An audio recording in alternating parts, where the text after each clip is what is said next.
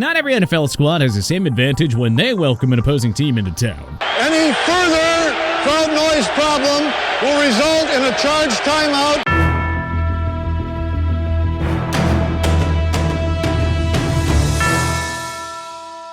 Teams generally love to play in their home city. So let's take a look at every NFL team's home field advantage and rank them from worst to first. Number 32, Tennessee Titans, Nissan Stadium. While you might think that the rowdy atmosphere at the Music City would make for a strong home field advantage for the Titans, that Broadway vibe doesn't exactly carry over to Nissan Stadium. One significant issue is inconsistent fan attendance and engagement, because while Tennessee has a relatively loyal fan base with all the other activities going on in the happening city, well, it just isn't uncommon for attendance to waver, especially when the team is having a down year. Number 31, Jacksonville Jaguars, Everbank Field. While Everbank Field has been on the up and up compared to its darker days when the Jags had to put out tarps in the empty sections, it isn't particularly challenging for teams that come from away to play in. Early in the season, Jacksonville can get some extra heat, which at times has played to their advantage when they face off against teams that have been training in domes, but after that, that's kind of it.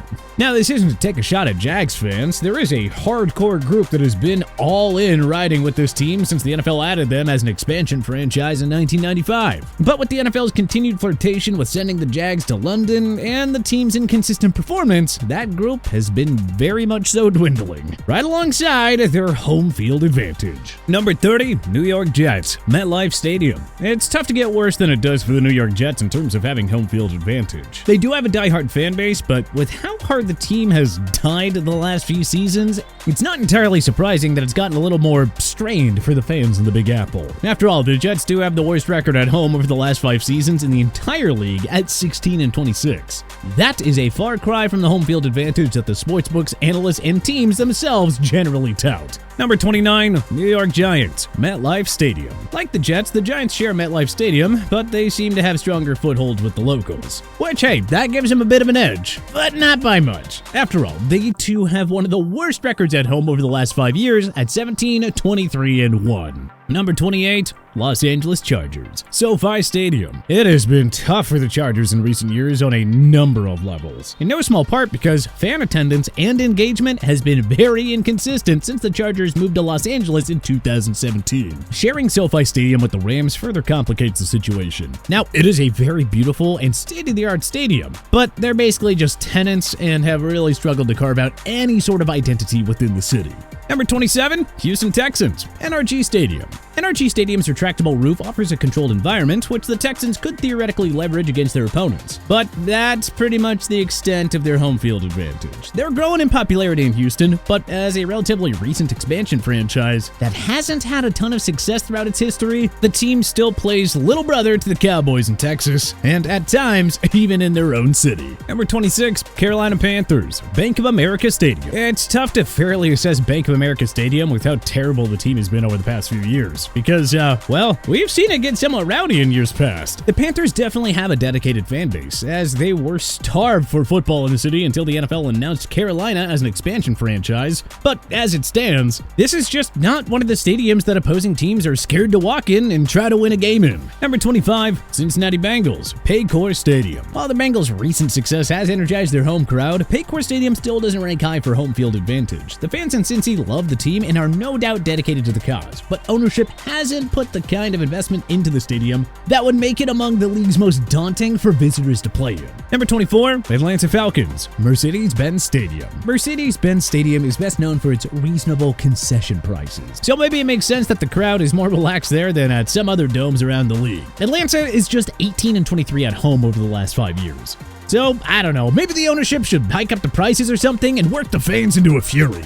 Number 23, Washington Commanders, Commanders Field. Just a couple of years ago, it was quite literally caving in on opposing players. But I guess in a twisted sort of way, that, along with the stadium's bad reputation for injuries, kind of creates a home field advantage, because opposing players simply do not want to play there. Number 22, Tampa Bay Buccaneers, Raymond James Stadium. While Raymond James Stadium does have some notoriety amongst the public, it is largely for its iconic pirate ship, and it has been one of the cheaper, better weather cities to catch a game. Uncoincidentally, the public acclaim is a big part of the reason that Raymond James Stadium hasn't historically provided a strong home field advantage. Number 21, Arizona Cardinals, State Farm Stadium. State Farm Stadium's retractable roof helps combat the intense Arizona heat, but it does not create an intimidating atmosphere. The Cardinals have really struggled with consistency, and the stadium's playing surface received poor reviews during the 2023 Super Bowl. Number 20, Chicago Bears, Soldier Field.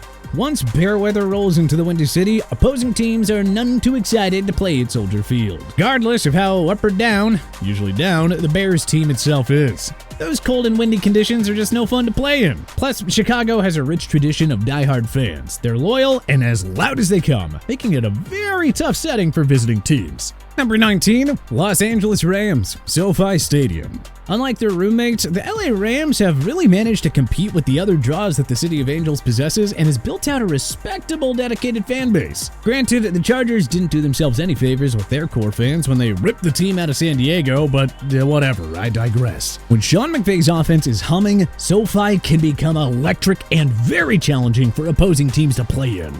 Number 18, Indianapolis Colts, Lucas Oil Stadium. Lucas Oil Stadium features a retractable roof, which is comedically designed as Jim Irsay's favorite personal toy, and a modern design, making it a rather comfortable place to play in terms of conditions. The Colts fans can get extremely loud, making it challenging for opposing offenses to get calls in and run their sets correctly in big games. Number 17, Cleveland Browns, Cleveland Browns Stadium. Cleveland Browns Stadium's cold weather and passionate fan base provides a challenging environment for opponents, as indicated by the Browns' impressive 28-14 record at home over the last 5 years. We certainly see this with other franchises as well, but the Browns just look like a completely different team when they're playing on their home turf in front of the dog pound. Number 16, Las Vegas Raiders, Allegiant Stadium. Allegiant Stadium is known for its state-of-the-art facilities and, let's call them enthusiastic fans. But what really gives the Raiders a home field advantage is the city that the venue was built in. There are a lot more family men in the NFL than there used to be. But that doesn't mean that the temptations of Sin City don't sometimes get the best of a visiting team eager to see what the Strip has to offer. Number 15, Detroit Lions, Ford Field. Ford Field provides an indoor environment that shields opposing teams from the Midwestern city's often brutal winters during the heart of the season. But it also makes for a heck of an echo chamber when the team is playing well. Now that Dan Campbell is calling the shots and the Lions have turned into a legitimate NFC contender, Ford Field has quickly become one of the loudest and more challenging places for visiting teams to play, and because of that, they have won 11 of their last 17 games there. Number 14, Miami Dolphins, Hard Rock Stadium. The heat and humidity of Miami can be challenging for opponents, and the Dolphins fan base is absolutely enthusiastic. The Dolphins also have been known to deploy a rather nefarious strategy of putting visitors on the sunny side of the stadium during their warm weather games, which can be absolutely brutal for the opposition to adjust to. Number 13, New England Patriots, Gillette Stadium. While Gillette isn't the same buzzsaw that it was to walk into during the Brady and Belichick days, it is still none too fun for opposing teams. The New Englanders know how to heckle with the best of them, and the weather conditions can be absolutely brutal. If Robert Kraft can divert his attention away from soiling Belichick's reputation and just focus on building a contender, well, we could see this venue start climbing this list again in a hurry. Number 12, Philadelphia Eagles, Lincoln Financial Field. There are few places more dangerous, yes, literally dangerous, for a team to go and try and win a road game in than Lincoln Financial Field. Philadelphia has a fan base that's not only known for its passion, but its willingness to step well beyond the line into that rowdy, degenerate behavior. After all, these are the fans that throw batteries, fight on a weekly basis, and have beef with Santa Claus. Yeesh, talk about a hostile environment to play in. Number 11, Minnesota Vikings, US Bank Stadium. While US Bank Stadium has a roof that shields teams from the frigid Minnesota weather, that indoor environment also amplifies crowd noise, making it extremely challenging for opposing offenses to operate, and giving the Vikings a considerable home field advantage. The team has posted an impressive 24-17 record on its home turf over the last 5 years. Number 10, New Orleans Saints, Caesars Superdome. The Superdome has been renowned for having one of the best crowds in the league. The environment is electric, which I guess ought to be expected from the enthusiastic crowds wandering in from Bourbon Street. But in any case, playing at home gives the Saints a significant edge, despite being extremely mediocre in the last 5 years. Number 9, Baltimore Ravens, M&T Bank Stadium. M&T Bank Stadium has quietly, or I guess not so quietly, become one of the hardest places to play in recent years. This city loves football and has really developed a unique culture and tradition, such as the playing of Seven Nation Army by the White Stripes that gets the fans and subsequently the players fired up to win games. Number 8, Denver Broncos, Empower Field at Mile High. Alright, I mean, this one kind of speaks for itself. Of course, when the team is good, Broncos fans are as dedicated as it gets. And the infamous altitude at Mile High poses a unique challenge that you can literally see affect visiting team stamina as they gasp for oxygen in that thin Denver air. What's really unique about Denver's home field advantage is that there is really no way to prepare for it other than train at altitude, making it extremely sustainable. Number 7, Dallas Cowboys, AT&T Stadium. Jerry World. While we would love to take a shot at Jones, Dallas has been rather impressive at home over the last 5 years, posting a 30-11 record. Their home field advantage was extremely evident last year, when the Cowboys looked like two completely different teams depending on if they were in front of their home fans or not. Number 6, San Francisco 49ers, Levi's Stadium. Levi's Stadium benefits from having a very loyal fan base. The 49 Faithful, as they're called, have undeniably been a huge part of the 49ers' legacy of winning. They're as loud as it gets in the NFL and always add an element for opposing teams to try and combat. Number 5, Pittsburgh Steelers, Acrisure Stadium.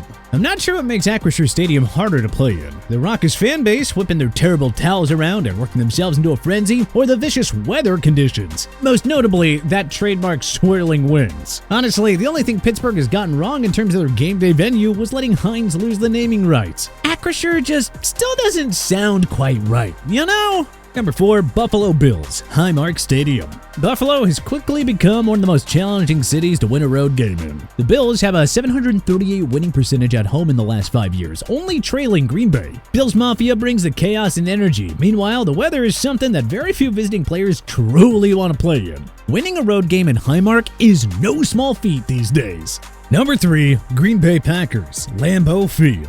Lambeau Field's frozen tundra is absolutely legendary, plain and simple. It is one of the very few venues that can strike opposing players with awe based on its reputation alone. Think about this, the Packers are 113, 46, and 2 at home over the last 20 years. Sheesh, talk about sustained success. Number 2, Seattle Seahawks, Lumen Field. Though the 12th man has been tamed slightly in recent years with the team's struggles, Lumen Field is still undoubtedly one of the rowdiest crowds out there and regularly disrupts opposing offenses. That, plus the unique climate of the Pacific Northwest, creates a really challenging dynamic for opposing teams. Number 1, Kansas City Chiefs, Arrowhead Stadium. The stadium itself is renowned for its deafening noise levels. It even holds the record for decibels recorded at 142.2. Oh, and of course, that weather can get nasty. All in all, just not a place that you'll want to play a road game in. But hey, which NFL teams do you think have the best home field advantage? Who has the worst? Is there anything that we may have missed? Let us know in the comment section below.